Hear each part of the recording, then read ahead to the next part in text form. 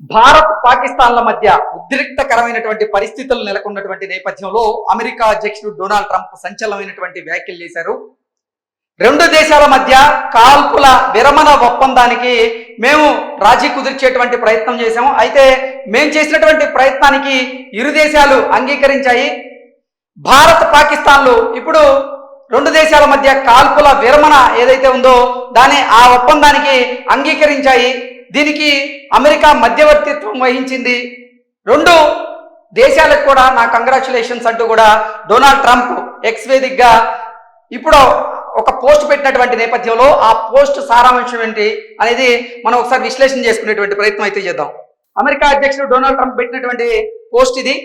After a long knight of talks mediated by the United States, I pleased to announce that India and Pakistan have agreed to full and immediate ceasefire.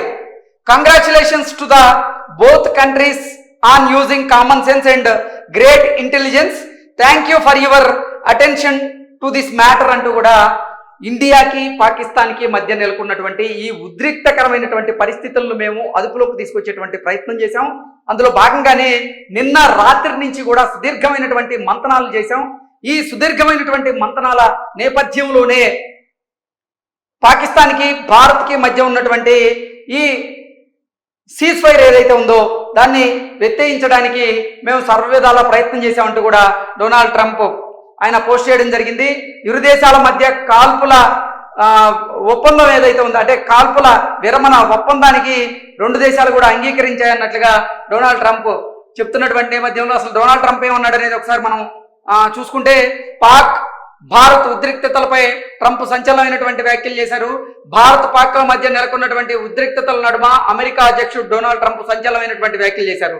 ఇరు దేశాల కాల్పుల విరమణకు అంగీకరించాయంటూ కూడా ఆయన పేర్కొన్నారు. ఇందుకు America మధ్యవర్తిత్వం వహించిందంటూ కూడా ఆయన తెలియజేశారు. ఈ మేరకే తన ట్రూత్ సోషల్లో శనివారం సాయంత్రం ఒక పోస్ట్ పెట్టారు.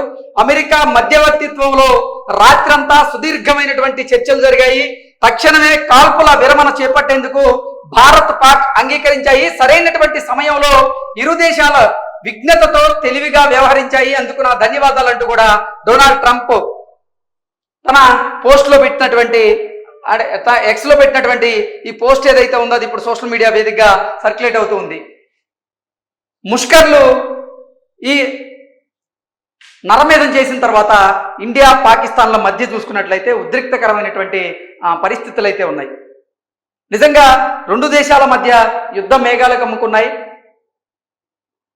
ఉగ్రవాదులు చేసినటువంటి ఈ దుశ్చర్య ఏదైతే ఉందో దానికి భారత్ ప్రతీకారం తీర్చుకుంటూ పాకిస్తాన్లో పిఓకేలో ఉన్నటువంటి ఉగ్రవాద స్థావరాల మీద భారత సైన్యం ఆపరేషన్ సింధూర్ పేరుతో మెరుపు దాడి చేసింది. ఆ మెరుపు దాడిలో ఎంతో మంది ఉగ్రవాదులు హతమయ్యారు. అలాగే ఉగ్రవాద స్థావరాలు కూడా నేలమట్టమయ్యాయి.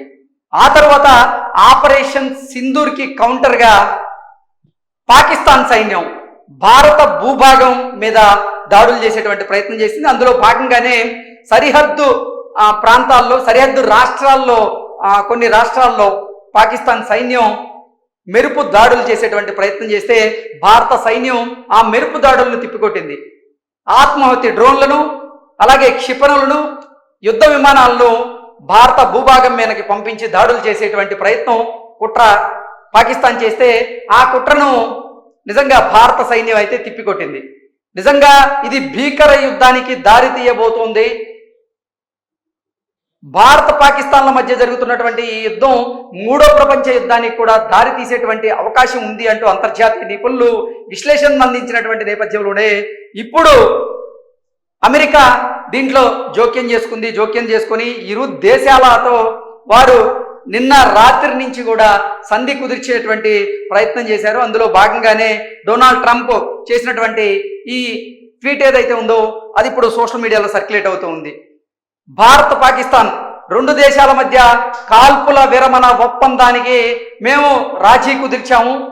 అమెరికా మధ్యవర్తిత్వంతో ఈ రెండు దేశాలు కాల్పుల విరమణ ఒప్పందానికి అంగీకరించినందుకు రెండు దేశాలకు నా కృతజ్ఞతలు అంటూ కూడా డొనాల్డ్ ట్రంప్ ఇప్పుడు ఆయన ఎక్స్లో పోస్ట్ చేసినటువంటి నేపథ్యంలో ఈ రోజు నుంచి పాకిస్తాన్ భారత్ మీద కవ్వింపు చర్యలకి పాల్పడకుండా ఆగిపోయేటువంటి అవకాశం ఉందంటూ కూడా మనం భావించవచ్చు. అయితే ఒక్కొక్క సందర్భంలో మాత్రం పాకిస్తాన్ ఇచ్చిన మాట నిలబెట్టుకోదు. అది అంటే పైకి చెప్పే మాట ఒకలా ఉంటుంది, చేసే పనులు మాత్రం మరొకలా ఉంటాయి.